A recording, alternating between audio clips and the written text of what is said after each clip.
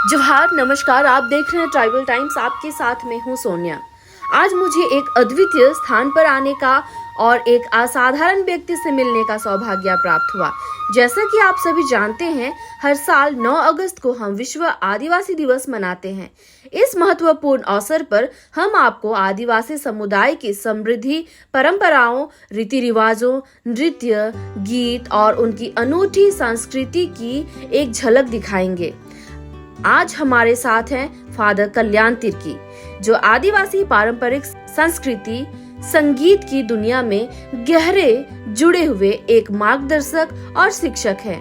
Father Edward के साथ मिलकर फादर कल्याण संगीतांजलि नामक एक संगीत केंद्र का संचालन करते हैं, जो माटीगढ़ा में जिसु आश्रम के बगल में स्थित है। उनका काम आदिवासी परंपराओं को संरक्षित करने में महत्वपूर्ण भूमिका निभाता है, जहां वे उन बच्चों को संगीत की शिक्षा प्रदान करते हैं जो इस सांस्कृतिक धरोहर को आगे बढ़ाने के प्रति समर्पित है। आज की तेज तर्रार दुनिया में आदिवासी रीति रिवाज और संस्कृति धीरे धीरे आधुनिकता के प्रभाव में मिटते जा रहे हैं, लेकिन फादर कल्याण और फादर एडवर्ड उत्तर बंगाल क्षेत्र में संगीत शिक्षा के माध्यम से इन परंपराओं को संरक्षित और बढ़ावा देने के लिए प्रतिबद्ध है। अब हम फादर कल्याण का हार्दिक स्वागत करते हैं, जो 9 अगस्त के महत्व और आदिवासी दिवस के इस गर्वित दिन पर अपने विचार हमारे साथ साझा करेंगे। और एक बार हमारे दर्शकों को मेरी ओर से जोहार। एक बार मैं ट्राइबल टाइम्स की ओर से आपको स्वागत जनाती हूँ फादर जी, और मैं चाहूंगी कि आप हमारे दर्शकों को अपना परिचय, छोटी परिचय खुद से दें। यहाँ पर बुलाने के लिए आपको बहुत बहुत धन्यवाद देता हूँ। मेरा नाम है फादर कल्याण तिर्की एसजे। मैं दार्जिलिंग यीशु समाज से बिलोंग करता हूँ और मैं संगीतांजलि में कार्यरत हूँ, जहाँ हम लोग बच्चे लोग अलग अलग टी गार्डन या हर एक जगह से लोग आते हैं। दूर से जाते हैं, नेपाल से भी आते हैं, सिक्किम से आते हैं, आदिपुर से आते हैं, माल बाजार। और लोग तो आते ही हैं, हर एक प्रकार के लोग बच्चे लोग आते हैं यहाँ पर सीखने के लिए और सीख कर अपने जीवन में अच्छा कामयाबी पा रहे हैं।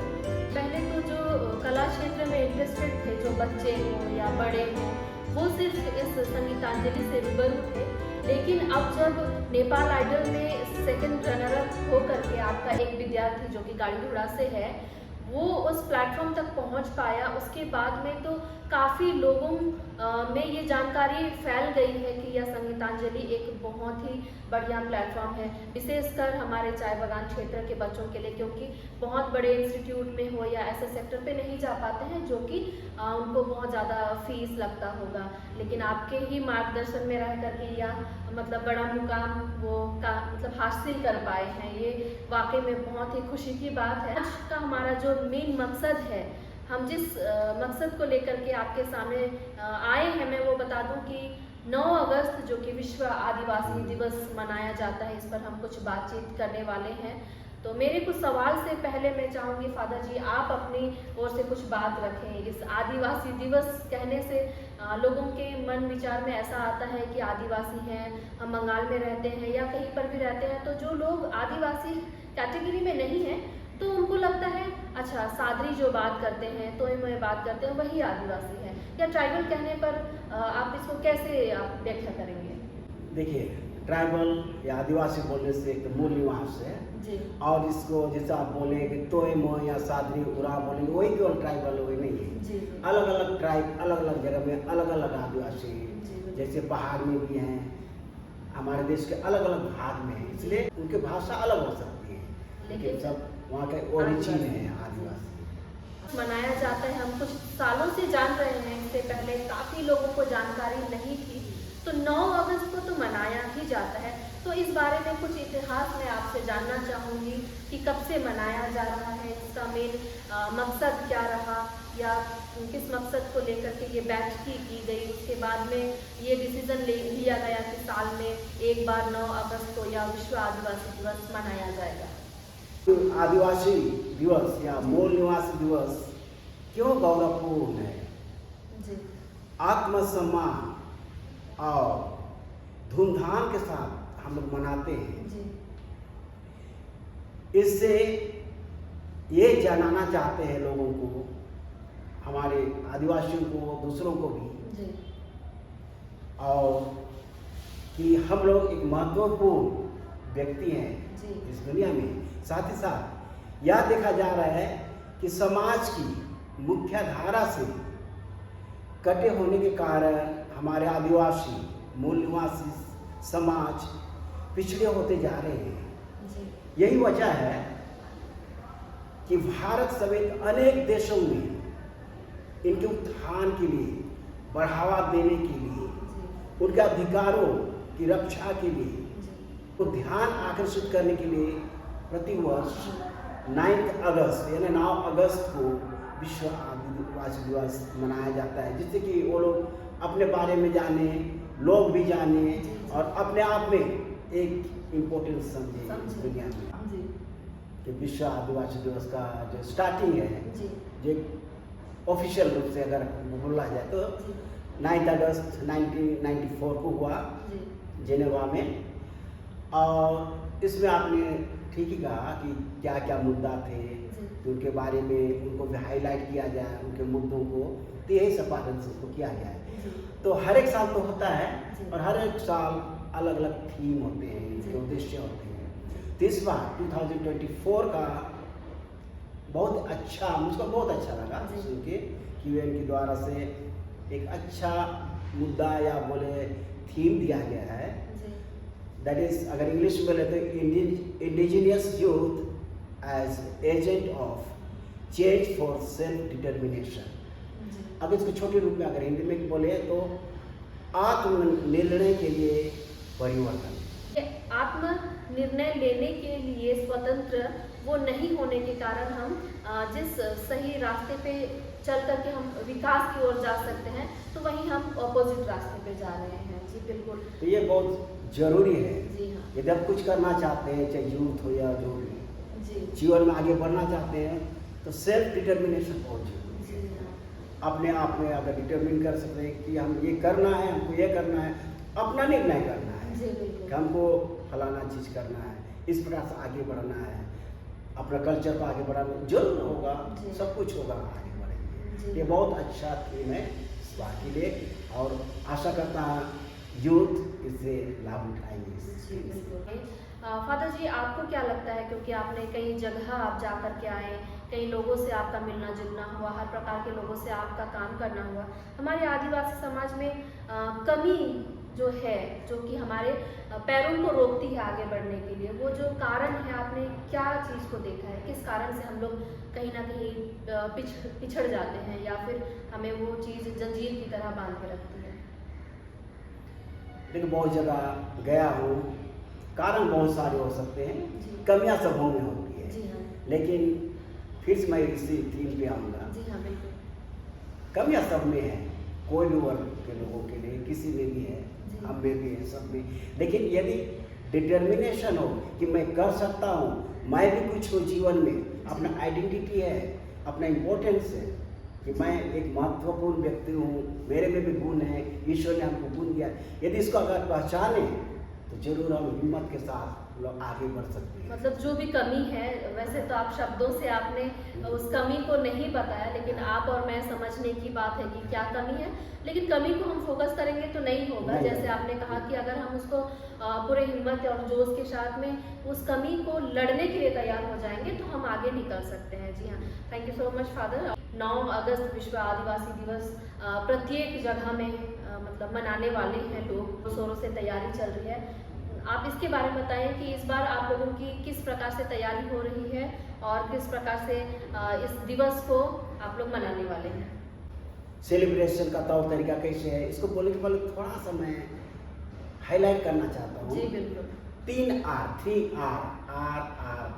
तो 3R बोलने से देखिए, जी रियलाइजेशन, टू रियलाइज, कहने का मतलब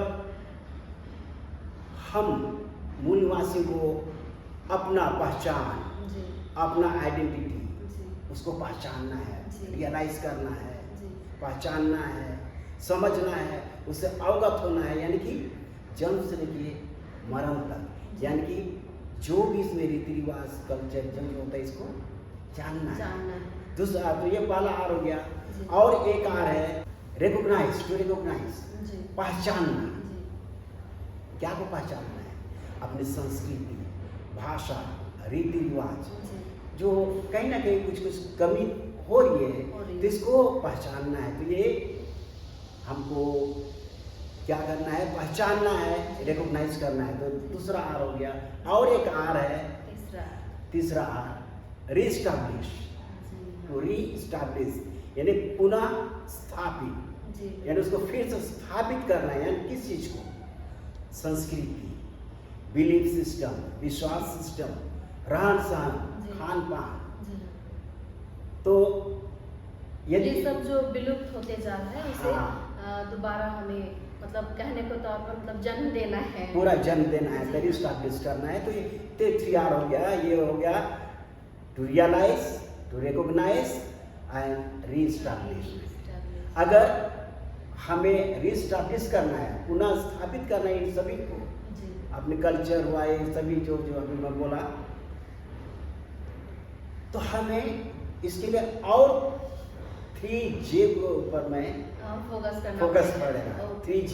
अब उसके बिना हम कहेंगे आदिवासी हम लोग अधूरा है, शायद तो उसके बिना हम वो 3R को हम लोग अप्लाई नहीं कर पाएंगे। और ये 3J है, ये है J से जल, जमीन, जंगल, या कह सकते हैं जल जंगल जमीन। जल जंगल जमीन मैं क्यों बोल रहा हूँ कि रिस्टैब्लिश के लिए इसको जानना बहुत जरूरी है। मैं छोटे रूप में बोल रहा हूँ कि क्योंकि आदिवासी का जीवन, उनका जो आइडेंटिटी है, इसके बिना हो ही नहीं सकता है, क्योंकि हम इससे जुड़े हुए हैं। क्योंकि हमारा जीवन इससे इतना जुड़ा हुआ है कि हम एक दूसरे के बिना रह नहीं सकते हैं, एक दूसरे के सहायक है। जंगल हमारे सहायक, हम जंगल के सहायक। जानते हैं कि आदिवासी रक्षा करते हैं। देखा जाए आदिवासी में अगर उनका सर में गोत्र टाइटल देखा जाए, सब प्राकृतिक से हुजूर, टोप्पो, डुमडुम, मिंज, लकड़ा, बगवार इत्यादि बहुत सारे हैं। मतलब जो टाइटल जिस प्राकृतिक से जुड़ा हुआ है उस मतलब क्या बोलेंगे, वो संघ या वो ग्रुप, उस टाइटल का ग्रुप उसी प्रकृति से ज्यादा जुड़ा हुआ नहीं, उसके संरक्षक हुआ करते थे। जी। तो इन सभी मुद्दों को हम लोग को अच्छी तरह से जानेंगे, तब कहीं हम अपने आप को, कल्चर को बचा पाएंगे, आगे ले पाएंगे। इसलिए और आदिवासी जो दिवस जो मना रहे हैं, जैसे आपने कहा कि किस प्रकार से मना रहे हैं, तो मनाने का तो अलग अलग तरीका है, लेकिन सबका एम यही है। इस दिवस के द्वारा हम लोग इन मुद्दों को भी समझाते हैं, लोगों में ज्ञान बांटते हैं, ताकि लोग अपने संस्कृति के प्रति अधिक से अधिक रुचि ले और जानकार हों और इसे सुरक्षित और बढ़ावा दें। बोलना चाहूँगा, प्रोग्राम तो एक चीज़ है, लेकिन अभी बहुत जगह खान पान का भी प्रदर्शनी होता है, अपना ड्रेस का भी प्रदर्शनी होता है, वहाँ पर रखते हैं। और कोई बहुत अच्छा पेंट करते हैं आर्टिस्ट लोग, उसको भी रखते हैं। कुछ अपना हाथ के द्वारा, हाथ कला के द्वारा बना, हर एक प्रकार का डिस्प्ले भी होता है। तो इस प्रकार से कहते कि यार हमारे लोगों में भी बहुत सुंदर कला है, उसको एक प्रदर्शन करने का भी एक मौका मिलता है। हमारे पुरखों की बात करें या पुरखों की धरोहर की बात करें तो वक्त खत्म हो जाएगा, लेकिन बातें खत्म नहीं होंगी। इसके बारे में हम और भी चर्चा करेंगे। फिलहाल हम आगे बढ़ते हैं और कुछ ऐसी बातों को मैं जानना चाहूँगी हमारे दर्शकों के लिए। फादर जी, जैसे कि आप एक संगीतमय दुनिया से आप बिलोंग करते हैं, संगीत को लेकर के आपको बहुत ज़्यादा जानकारी है, मतलब ट्रेडिशन या हमारी आदिवासी संस्कृति चीज़ को लेकर के कैसे उसको बचा सकती है या और भी ज़्यादा उजागर कर सकती है। युवक युवतियाँ भी जागरूक हो चुके हैं, इसीलिए वे लोग अपने संस्कृति के प्रति, उसको बचाए रखने के प्रति, उसको आगे बढ़ाने के लिए बहुत जोर शोर से काम कर रहे हैं। जगह जगह कल्चरल प्रोग्राम कर रहे हैं, इसके बारे में सेमिनार कर रहे हैं, टॉक दे रहे हैं, प्रेजेंटेशन कर रहे हैं। तो ये एक आशा का दीप है कि हमारी युवक जरूर इसको आगे बढ़ाएंगे। इसलिए एक तो ऊपर नीचे हो रहा है, लेकिन दूसरी ओर युवक जागरूक हुए हैं। हमारे आदिवासी बच्चों के अंदर कहें या बड़ों के अंदर मतलब खून में भी टैलेंट है, लेकिन उनको निखारने की बात है। और अभी तो उभर करके कई ऐसे टैलेंटेड लोग भी सामने आए हैं जो कि अपने कला क्षेत्र में आगे बढ़ रहे हैं, लेकिन कभी कहीं ना कहीं कुछ कमी भी देखने को मिलती है कि आधुनिक गीतों में भाग रहे हैं तो कहीं ना कहीं अपने सांस्कृतिक गीत जो है वो छूट जा रहा है। तो ये सब तो है, लेकिन कुछ लोग तो आपके जैसे भी होंगे जो कि अपने संस्कृति को लेकर के आगे जरूर निकलेंगे। हमारे कल्चर में अगर देखा जाए, अगर शास्त्रीय संगीत में बोला जाए, अलग अलग राग है। ठीक है, हमारे आदिवासी को बहुतों को भी नहीं मालूम कि हमारे आदिवासी में अलग अलग राग है। जिस प्रकार से अभी के इस सीजन में, बरसात के सीजन में मेघ राग, मेघ शास्त्रीय संगीत में राग मेघ, मेघ मल्हार, ये सब गाने में बहुत मजा आता है और गाते बजाते हैं। हमारे आदिवासी में भी अभी के टाइम में आषाढ़ी गाते हैं, उसके बाद रोपा राग गाते हैं। इस प्रकार अलग अलग है और इसका भी महत्व है, क्यों करते हैं। जैसे कहाँ रोपा रोपते समय जब गाते हैं ताकि लोग थके नहीं, वो काम में व्यस्त रहे, गाते रहे, और कैसे अपना जो खेती बाड़ी खत्म हो गया पता नहीं चलता। इसलिए ये सब को जानना सीखना। तो ये राग और संगीत के बारे में आप काफ़ी कुछ हमें बताए हैं। हम सिर्फ बातों से नहीं, लेकिन ज़रूर आपका हम संगीत भी सुनना चाहेंगे। तो जिस प्रकार से आपने कहा कि कुछ सुनाइए, तो मैं सुना देता हूँ, ठीक है। और आज तो गाने के लिए थोड़ा मुश्किल हो रहा है, आषाढ़ी राग में सुनाता हूँ।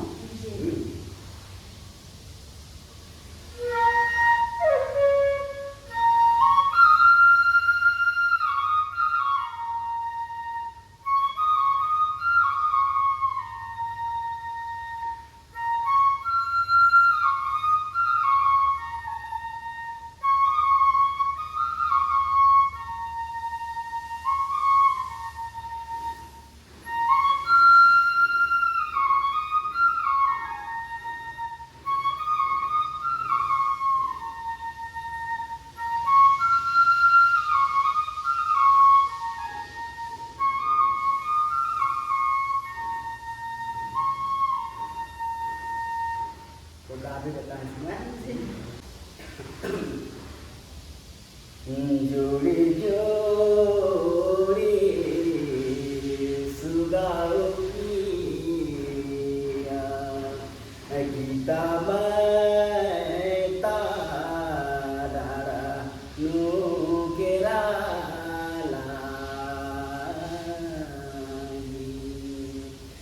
परिवारी सुगाओ पिया, गीता मैता डारा नुकेरा